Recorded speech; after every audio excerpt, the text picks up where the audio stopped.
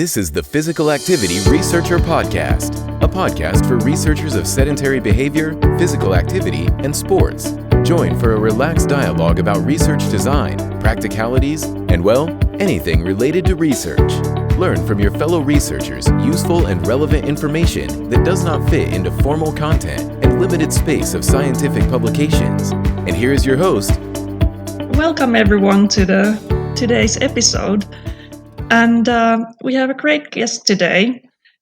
We have Professor Aïna Chalabaev, and we are going to be talking about an exciting topic. So we are talking about social identities and stereotypes. So just to introduce our guest for today, so she holds a doctoral degree in sports sciences from Joseph Faria University at Grenoble. And after that, she has held a Marie Curie postdoctoral grant, and she worked at the University of California at Santa Barbara.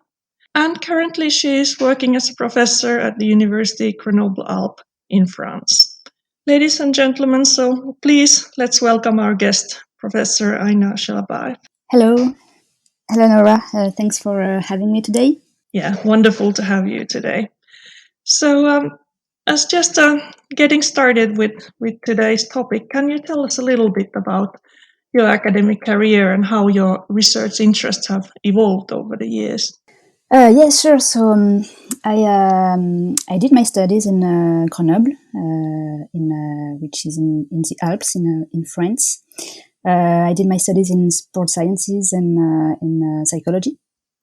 And I'd say that at that time I really enjoyed social psychology classes because it is a scientific approach that tries to link different levels of analysis, the social environment at the macroscopic level and psychological and behavioral constructs at the microscopic level. So I found this approach quite interesting to understand how the society in which we live may be incorporated into our bodies. It's a question that fascinates me because what is going on in our body is something which is extremely intimate and driven by physiological processes at a very microscopic level.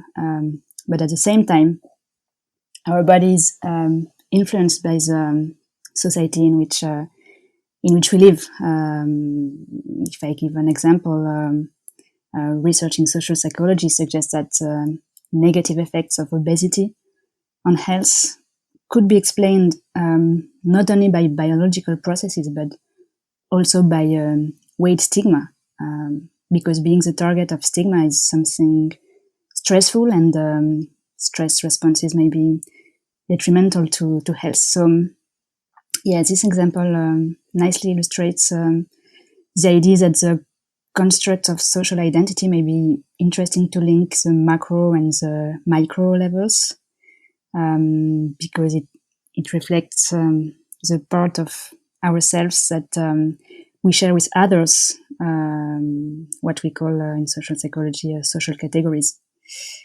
And I'd say that we are all members of several social categories. So if I take myself as an example, I am a woman, I am a middle-aged adult, I am French, and all these categories are associated with beliefs that are shared in the society, what we call stereotypes. For example, being a woman is associated with practicing sports that emphasize grace or aesthetics. And how social stereotypes affect individual behaviors is a question that has interested me a lot, because it suggests that our decisions are not only driven by our personal motivations, but also by factors that are beyond one's grasp. So this interest has led me to do a PhD on the role of social stereotypes in the motor domain with Philippe Sarrazin in Grenoble, who is a specialist of motivation for physical activity.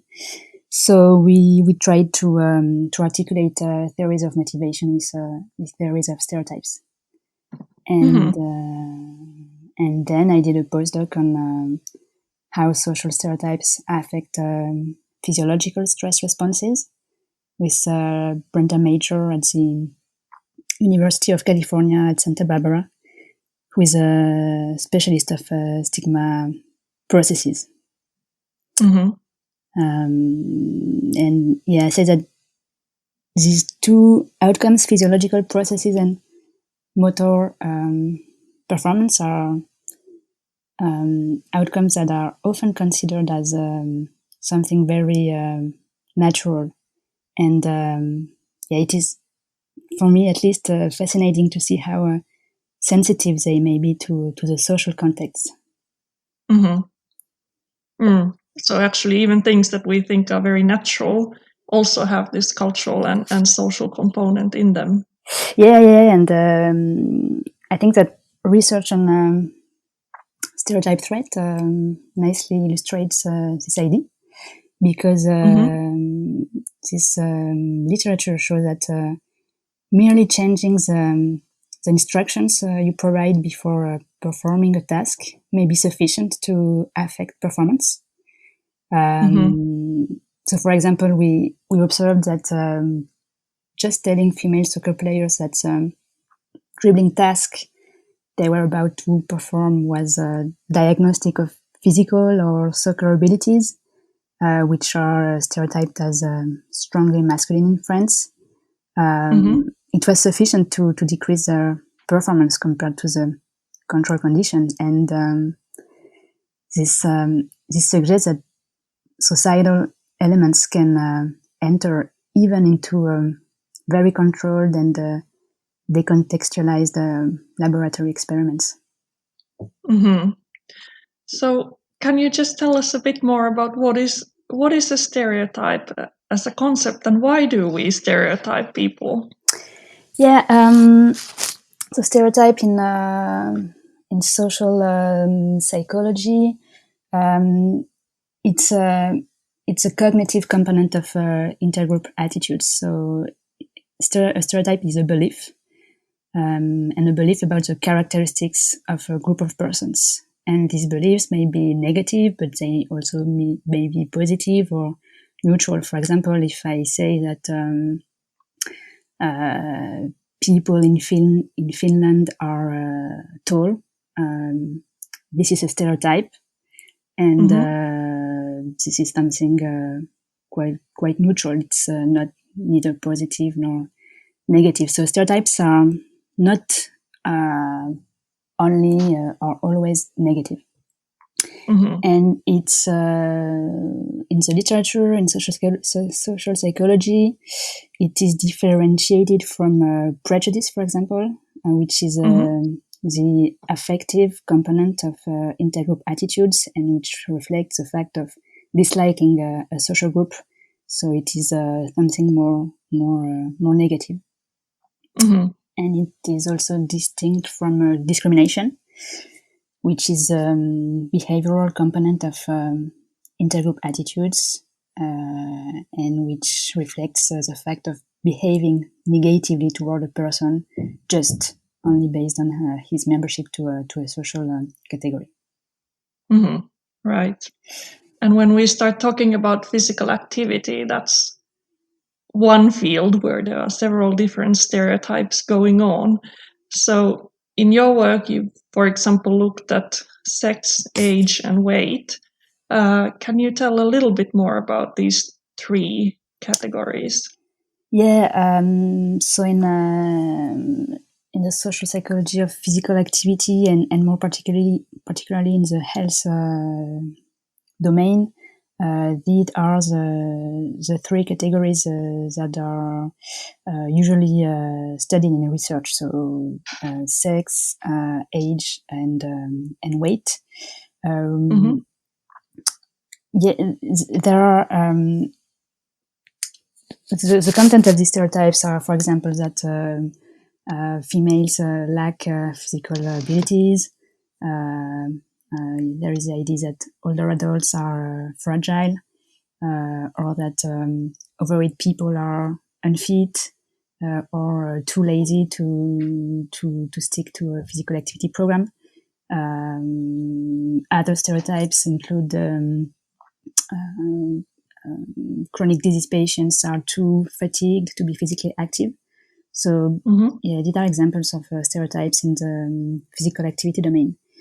And one thing that is interesting is that when we talk about these stereotypes, so when I say these stereotypes, one may think that okay, but these stereotypes sound true in some way, and yeah, stereotypes may have a kernel of truth sometimes. There are many studies that show that females perform lower than males on tasks that require strength or speed.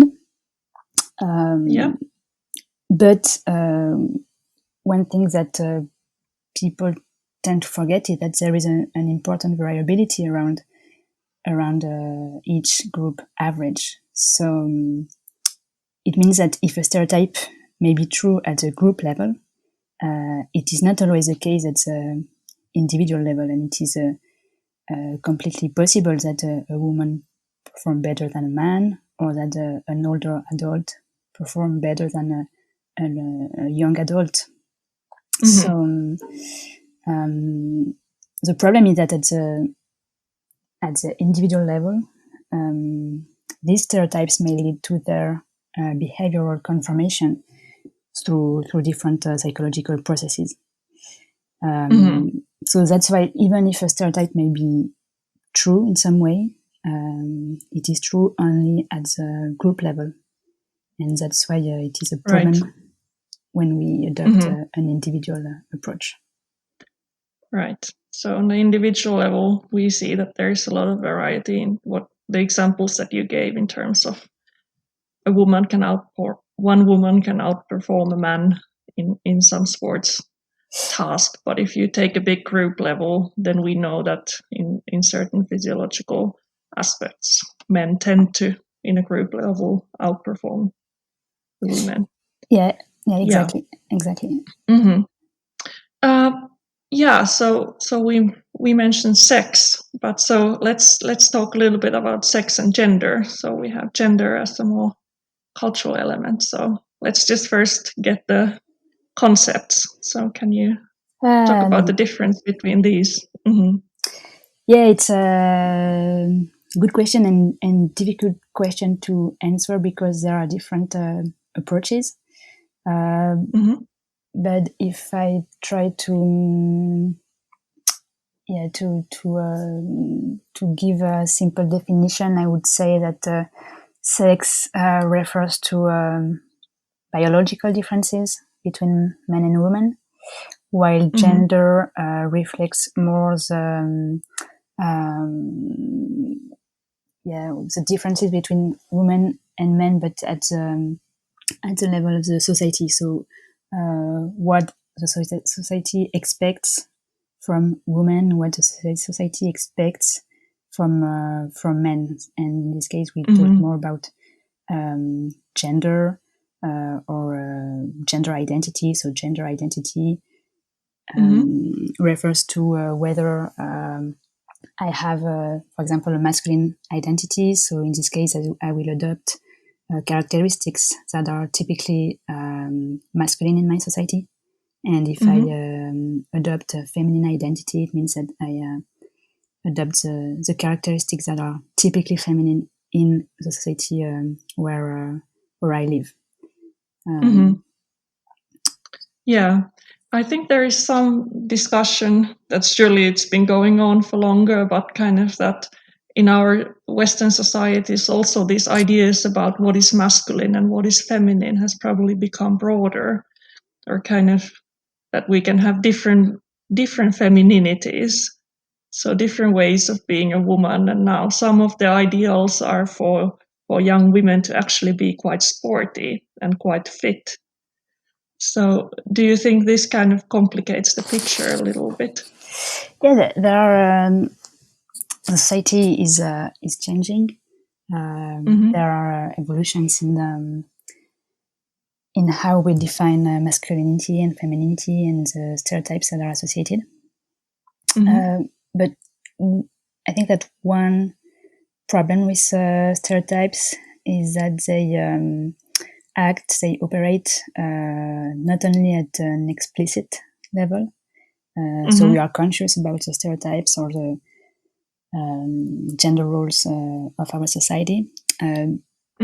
But stereotypes also operate at a very implicit level and may affect people's perceptions and behaviors very automatically and sometimes in an unconscious manner.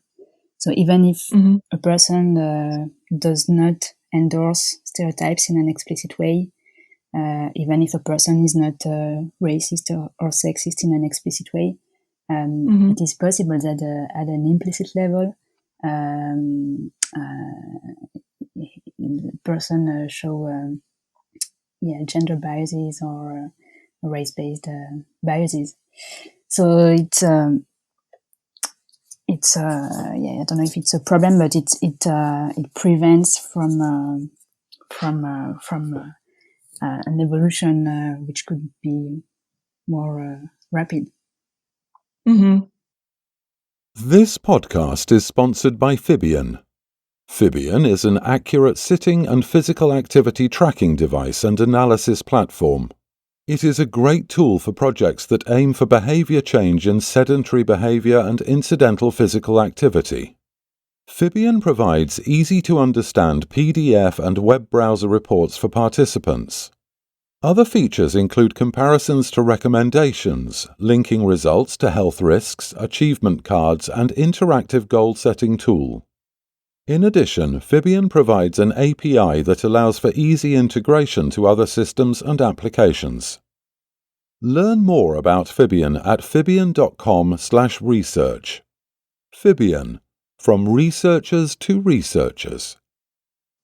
So if we think of young girls today who are growing up in societies where women are more actively participating in sport, like your mother could be playing ice hockey now in Nordic countries where you have winter and ice and snow, do you think these women, when they grow up, they will have different ideas about what is a sport for a woman and what is a sport for a man? Yeah, it is possible. Because role modeling is a very important process in stereotypes.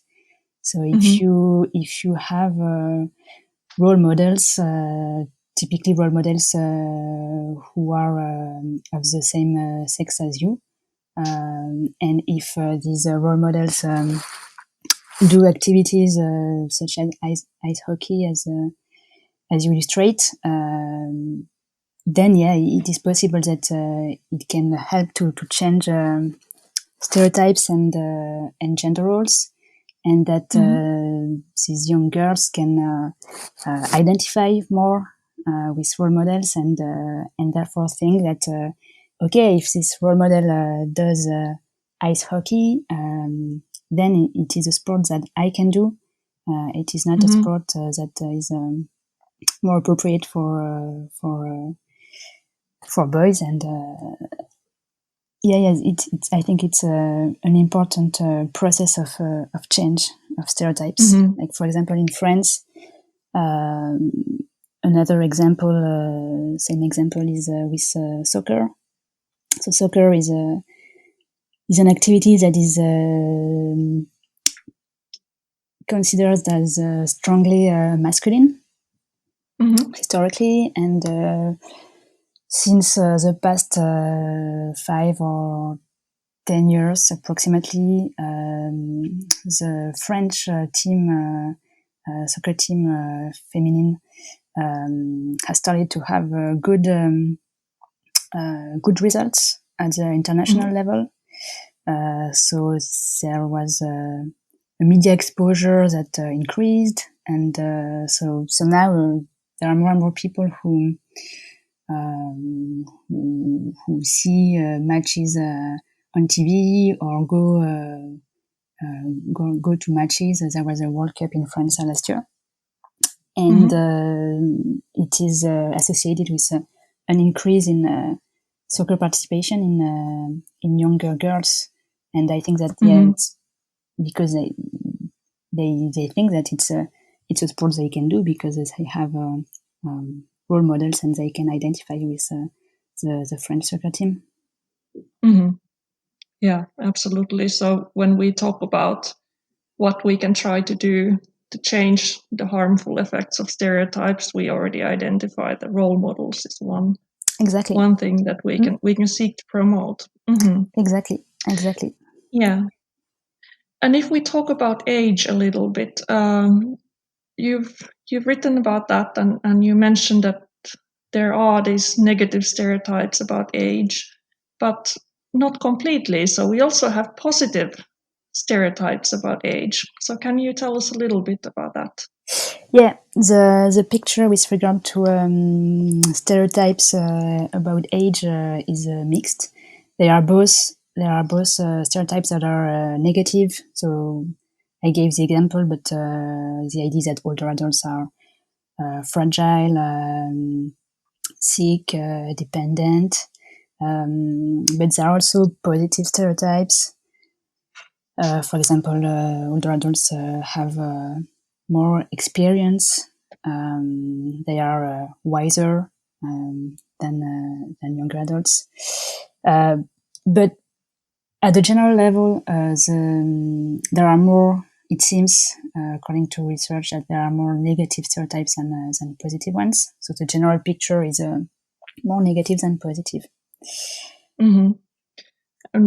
But would we still say that, especially in the Western countries, because if you think about Asian cultures or more towards the East, I think there are also more kind of positive stereotypes about age and wisdom and life perspective. Yeah, it is possible, and there was it makes me think about a study led by Becca Levy, which analyzed the evolution of aging stereotypes across 2 centuries, I think. And the study showed, based on archives, and yes, the study showed that stereotypes were positive during the 19th century, and then became negative during the 20th century. So it really depends on the culture in which you live, and the time period, and the country. And one potential explanation that was proposed in this study was related to a stronger medicalization of older adults nowadays, because they live longer than before, but they also have more chronic diseases, and they need medical prescriptions more than maybe before, and this could explain why stereotypes became more negative. And another explanation is related to the fact that there are more older adults now than before. In a few years in France, there will be 30% of people who will be age 60 years old and over. So, this could explain also why stereotypes are more negative, because there is this idea that all these older adults will be likely to take all the resources. This could explain why stereotypes are more negative. More negative now. And do you think that when we think of physical activity, maybe the growth of sports sciences as well has contributed to the negative stereotypes, because we are measuring a lot what happens in the human body when we move, and kind of focusing on those physiological markers and everything else that seems to be pointing towards that decline? it's it's an interesting idea. It indicates that maybe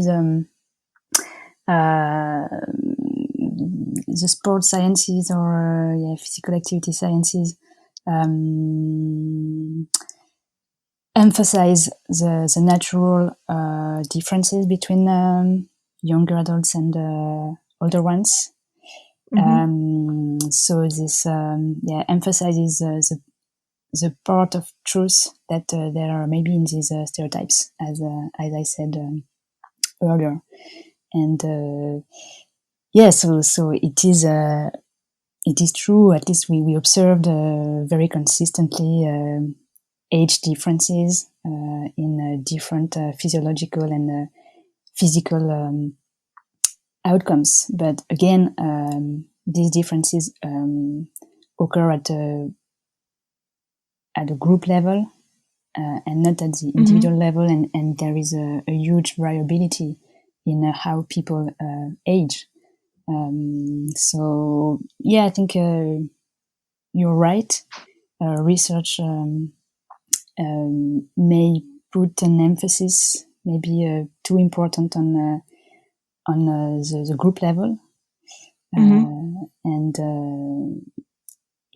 maybe older adults, this may lead them to forget about the variability, and that aging is something that is ineluctable. You cannot avoid these aging processes, but there are different ways to age. Yeah. And it came to my mind that could it be that in the Western countries, we might also be lacking some of the movement cultures that might be better for us when we are getting older. I'm just thinking about China, and for example, living there for a couple of years, when you go out in the morning, you have loads of old people doing Tai Chi in the morning in the parks. Okay. And so also in terms of what kind of movement culture we have created might play a part as well. Yeah, exactly. It makes me think about the fact that one problem, one motivational barrier for older adults is that when we talk about sport, when for example, when a doctor tells do more sport, there is like the competitive sport, which is usually associated with the idea of sport, and so this may lead to, this may be stressful for people, because they don't want to do competitive sport, or to have contacts, or to do a stronger physical effort.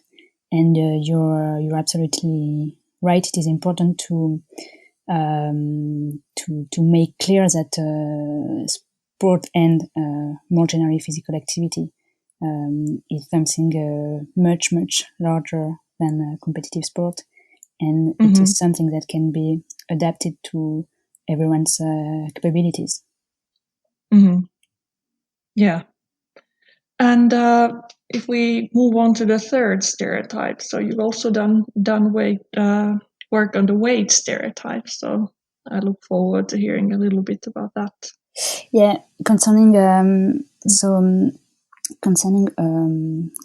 overweight people and weight stigma and weight stereotypes.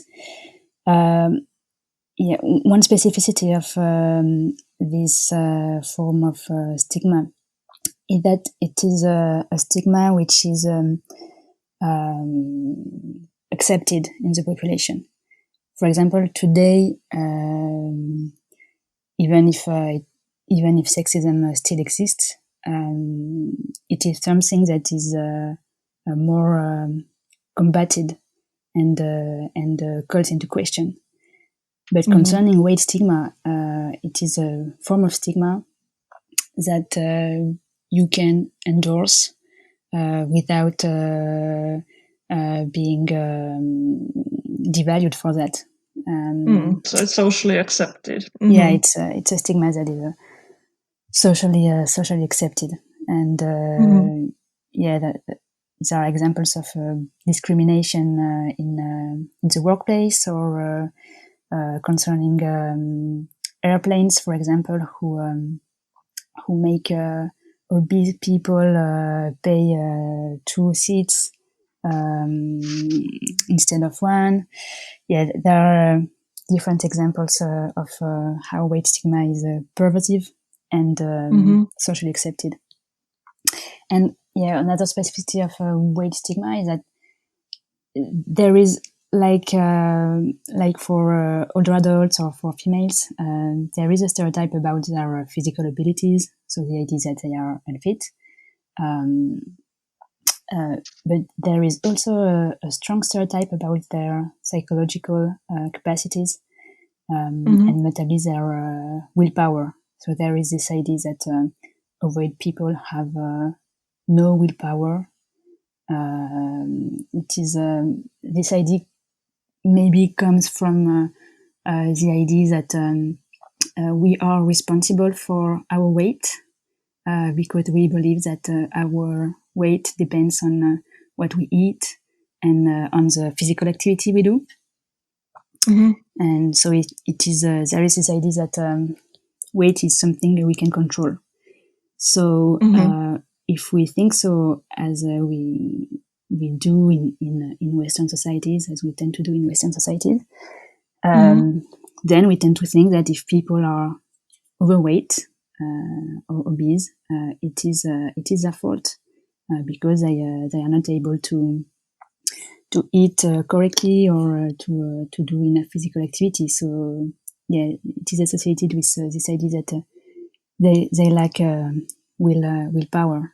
And one way to limit these stereotypes is to try to make people understand that no, weight is not something that we can totally control, and that there are other factors, notably at the biological level, that explain obesity.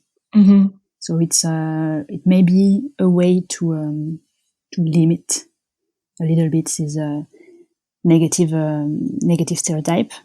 And in line with this idea, in the US, I think it's the American Medical Association who a few years ago decided to declare obesity as a disease. And when you consider obesity as a disease, it's not something only positive. It may have side effects, but one thing that is positive with considering it as a disease is to limit the perception that we can control obesity. And what would be the negative sides of making it a medical diagnosis? Well, I think that if you consider obesity as a disease, then a disease is something which is perceived as negative. So there is something negative in the idea of obesity, and so this may be stigmatizing, I think. So it's it's there are both positive and negative. It's a complicated issue. Yeah. What are your own thoughts on that? Is it a good idea or not? What? Is it a good idea or not from the American Medical Association? Yeah, I think that they are aware that there are negative issues and that it's a complicated issue, but I don't know. Yeah. And what are the studies showing in terms of trying to reduce the negative stereotype? Is it working when it comes to weight? Yeah, it's there are not for now a lot of studies on this topic. What is what appears in the literature is that the way weight stigma is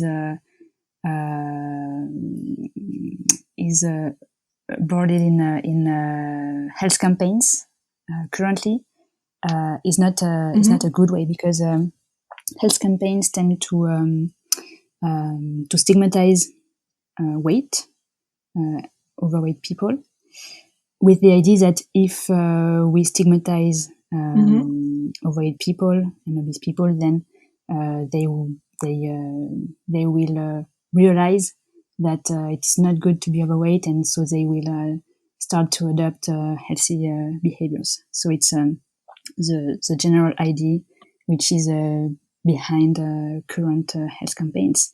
And social psychology studies show that this type of campaign may have exactly the opposite effect of what they look for, because if we activate weight stigma, if we activate weight stereotypes in the mind of people who are targeted by these stereotypes, this may lead to the confirmation of the stereotypes and not to the opposite. For example, there are studies notably led by Brenda Major and her team, who show that if you make overweight people read a pseudo article which talk about weight discrimination in the society, compared to a control condition in which you don't activate such stereotypes, then overweight people eat more snacks and junk food following the reading of the article. So because of the stress related processes that are involved when you activate weight based stereotypes. So that's what current research mainly shows. Then I think that in terms of interventions and how to limit stereotypes, there is a promising approach. At least there are some studies that show that it is a promising approach. Is the health at every size approach, which is originally not, which comes from the associative domain more than the scientific one, at least to my knowledge. But there has been studies to examine effectiveness of such approach, and the idea is interesting. It's the idea that the most important thing in physical activity interventions with this population is not to emphasize weight stigma in any way. For example, if you say an obese participant to a program that the goal of the program is to lose weight, then if it is the goal of the program, and if the person perceives it this way, it may be stigmatizing, because when you say that, you say that it is not good to be obese, it is something bad, and so you have to lose weight. And the health at every size approach considers that overweight and obese people do not have to lose weight, but the important thing is that they feel better this way. So the idea is not to change their weight; it's just to try to make people accept their weight situation more than before. So it's an approach that is notably based on developing intrinsic motivation for physical activity. So the idea is the goal is that people have pleasure and interest in the physical activity program. That's the goal of the program, and not losing weight. So I think it's an interesting and promising approach with regard to weight stigma. Yeah. This podcast is sponsored by Fibion. My name is Dr. Paul Batman, and I'd like to just say a few words about Fibion. I've used it a number of times on different projects that I've been involved in and find that it's incredibly reliable, very valid, and incredibly sturdy. I love the graphics that come with it. It really is very clear and can easily see the active and inactive periods as well. So I'd certainly recommend Fibion to anyone that's interested in finding out more about sedentary behaviour, particularly the concept of sitting and how we can possibly break it up with some really good, valid information. Fibion, from researchers to researchers. But so the program itself, isn't there even somewhere in the background the goal that the participant will lose weight through being more intrinsically motivated and being active? Or Yeah, exactly. Yeah. So it's little bit of cheating people, isn't it? So that they lose weight without having the goal of losing weight. Yeah. But actually, to the best of my knowledge, physical activity effects in the short term are more visible in well-being, for example, than in losing weight. It's actually difficult to lose weight only with a physical activity program. So it may also be demotivating because if you do physical activity program to lose weight and then you realize that you lost almost nothing, it could be demotivating. Yeah. So, I mean, you already talked about it in various examples, but maybe you can just kind of summarize and explain a little bit about what are these different pathways that the stereotypes actually influence behaviors. There are at least, or we can regroup stereotype-related processes in three forms of processes. A first form is discrimination. So when people behave negatively toward a stereotyped person. So this kind of process involves the direct interaction between at least two people.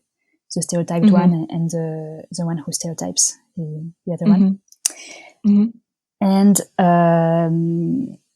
but it is not the only form of stereotype influence, and there are other forms of influence which are less visible and which do not involve a direct interaction between two persons. So discrimination is not the whole picture. And the other forms of stereotype influence are what has been called, at least sometimes, stereotype internalization and social identity threat. So the first one, stereotype internalization, occurs when people perceive themselves in conformity with stereotypes that are associated with their groups. With a group, and in turn these self-perceptions affect their behaviors. This is in the age stereotypes domain and also in the sex stereotypes and weight-based stereotypes domain. It's a process that has been very much investigated. For example, concerning the age stereotypes domain, again, it's studies coming from Baker Levy from Yale University. It's epidemiological studies that show that so when you are young, you tend to endorse negative stereotypes about aging because you are not concerned by these stereotypes. But then when you are older and when you become an older adult, you tend to direct the stereotypes you had during your life toward yourself. And if you hold negative stereotypes, then you are likely to have negative self-perceptions, negative perceptions of your own aging. And it's research with it regard are fascinating because they show relationships over 20 or 30 years between your self-perceptions or the stereotypes you hold, and the disease and the health outcomes, and even with mortality later in your life. So yeah, that's a stereotype internalization pathway. Right. So, for example, you would say that I'm too old to play ice hockey, or I'm too old to do this or that. Yeah, exactly. It's when you think that you're too old. Maybe nobody told you that. No one is discriminating you, but you think that, and it's a stereotype effect, which is, I think, very anchored and that you develop during your whole life. So it's something very difficult to change. But isn't it interesting if we think of sport? Like, if you are 15 years old, you might already be too old to start in certain sports where you need exactly. to start early. So, when I've done some research on athletes, when they think of retirement, it's like, I'm 30, I'm already old, I should probably retire. Yeah, exactly. In the competitive sport domain, you become old very early in your life. That's true. And now we are seeing some athletes who continue their careers until they are 40 years old. Exactly. So I think the age stereotype has been a little bit challenged. Yeah. And we talked earlier about role models, but it's typically a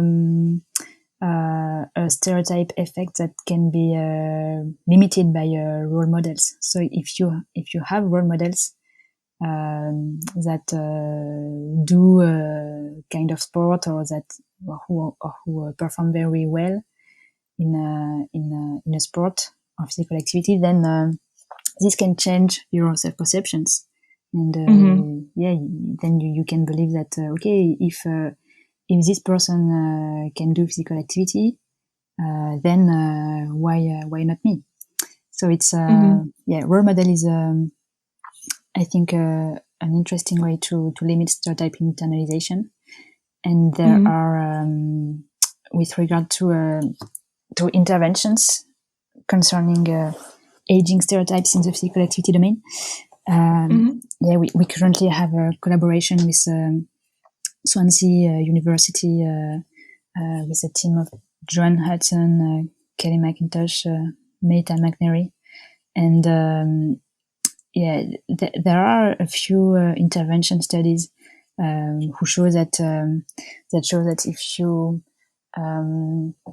if you try to change the stereotypes or the way people endorse it, if you show them that the stereotypes are not true, or that there is a huge variability in how people age, then this can change self-perceptions and promote physical activity at the end. So it's it's another way to limit stereotype internalization. And so sharing more of these stories of people who did things differently. Yeah, exactly. And not putting an emphasis too important on scientific facts showing age-related declines. Right.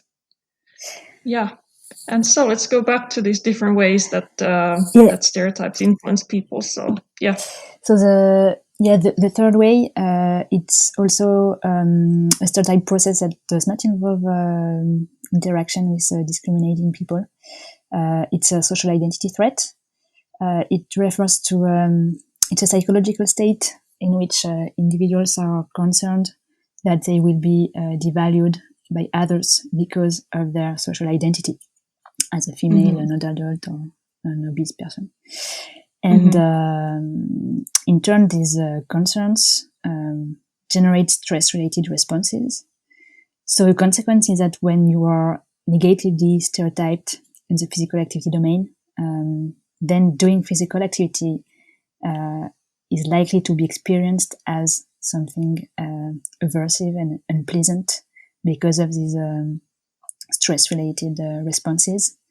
And this may lead people to avoid this domain. So for example, if an obese person wants to do physical activity in public, and if this person is concerned that people will devalue her or him because of his or her weight, then it will not be something motivating to do physical activity in public. So even if you're not discriminated, even if there is no real discrimination, even if no one is discriminating you, the simple fact of fearing of being discriminated may be sufficient to act as a barrier to physical activity participation. And are there any interventions or something that could be done in terms of this influence? Concerning this influence, it's difficult, but any interventions. I think we talked about that with the health at every size approach, but every intervention that tries to limit the activation of negative stereotypes may be helpful. I have another example in mind, but a few years ago we participated in the development of a program for obese people based on a mobile app application. And when we elaborated the application, the app developer wanted that we asked every day or every week, I don't remember, to the person what was his or her weight. And so we said no. If you ask people all the time what is their weight, this will remind them that they are obese, and this will remind them of the negative stereotypes. So even if the application developer was not someone who wanted to discriminate obese people, the simple cues like this one, like asking a question about what is your weight, may be sufficient to activate weight stigma processes. So it's a very complex. It's very complex to limit such stereotype process, because there are many cues that activate stereotypes. For example, if you are an older person, and if you pass a clinical test, a cognitive one, for example, or a physical test, if the persons who make you pass the test are young, then this is sufficient to activate aging stereotypes, because this reminds you that you are an older adult, and because in front of you there are only young people. So it's very difficult to limit such processes.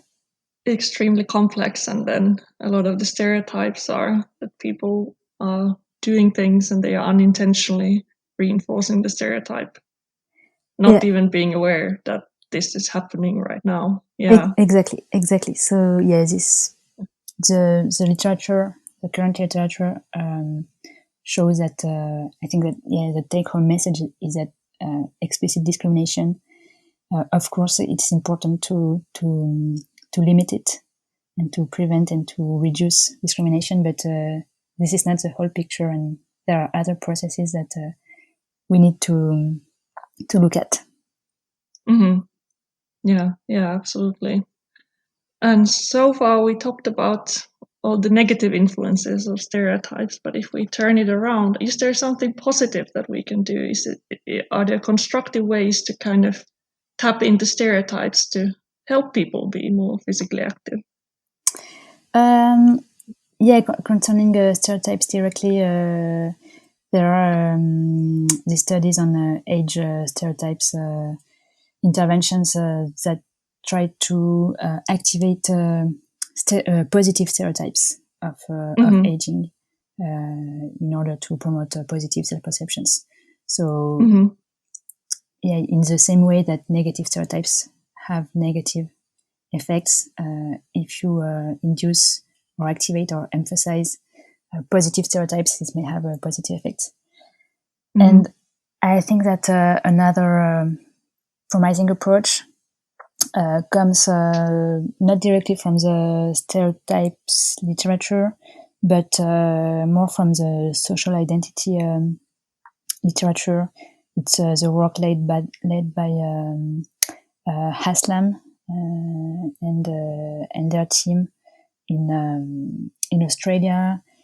In the sports domain, there is Marc Beauchamp, notably, who works on this topic.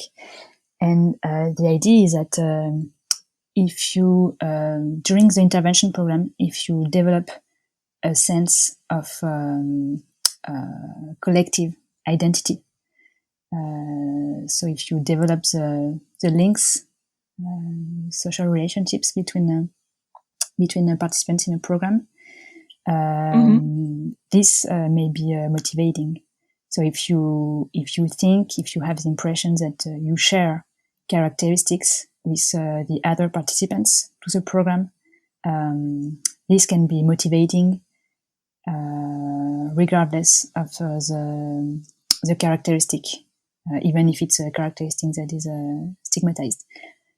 But yeah, I think that more research is needed to see what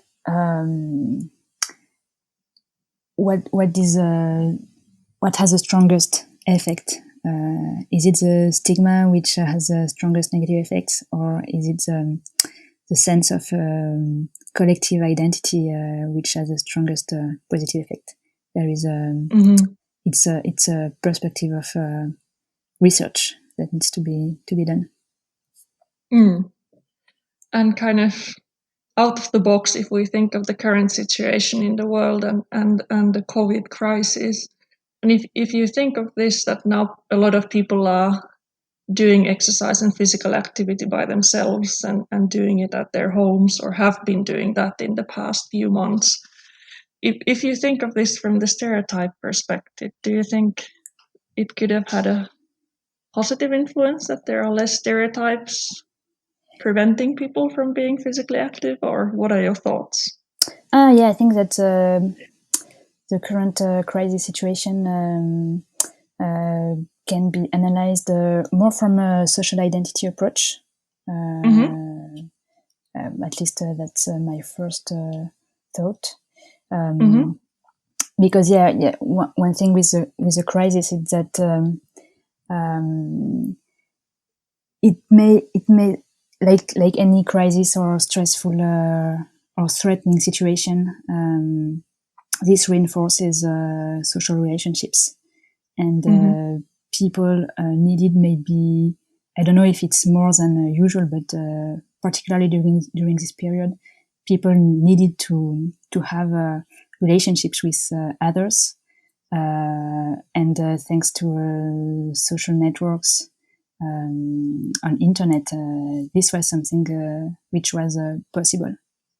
So in terms of social identity, I think that, and physical activity, I don't know if there are studies that examined this question. But I wonder if doing physical activity was maybe more facilitated if you did physical activity with others, for example, on internet or on social networks, than if you did physical activity alone.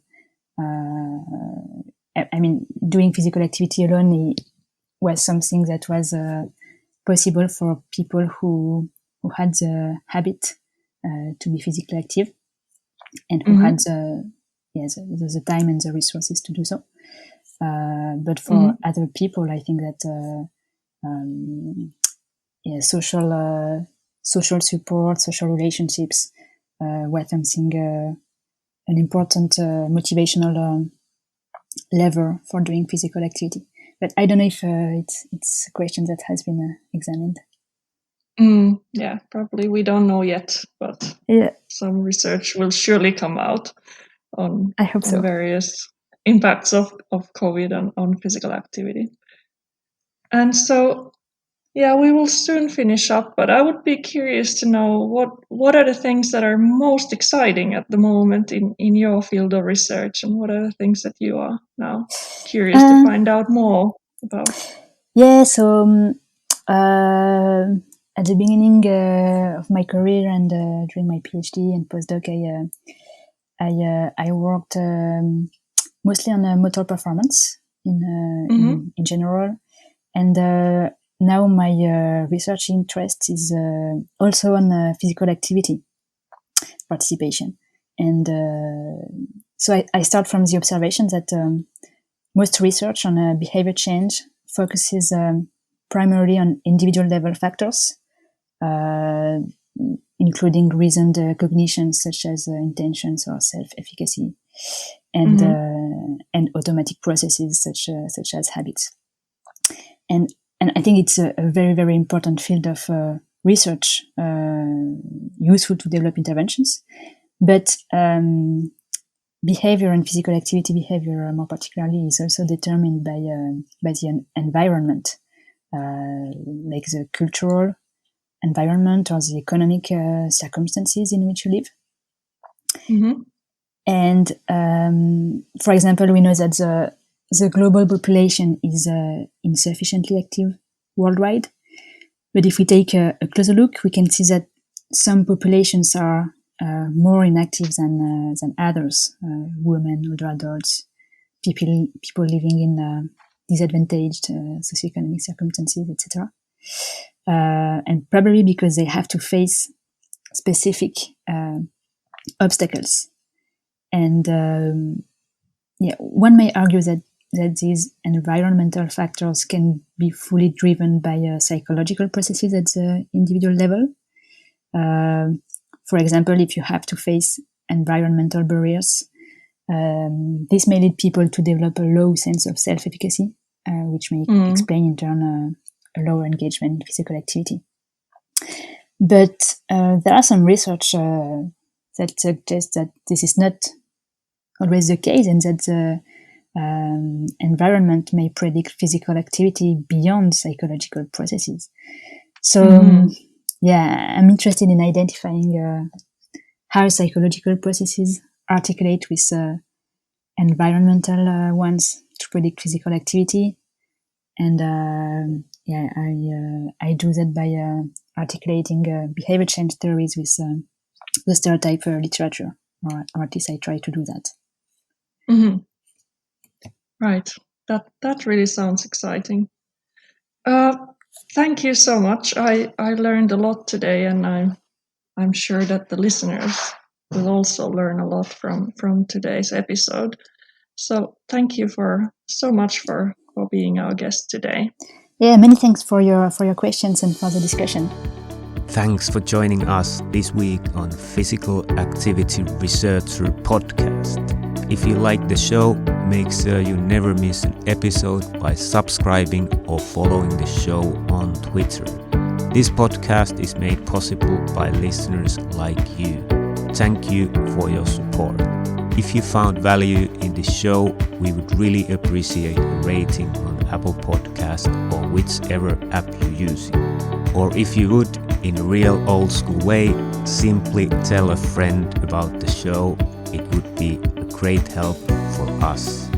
We have a fantastic lineup of guests for forthcoming episodes, so be sure to tune in. Thank you all for your support and have a great day.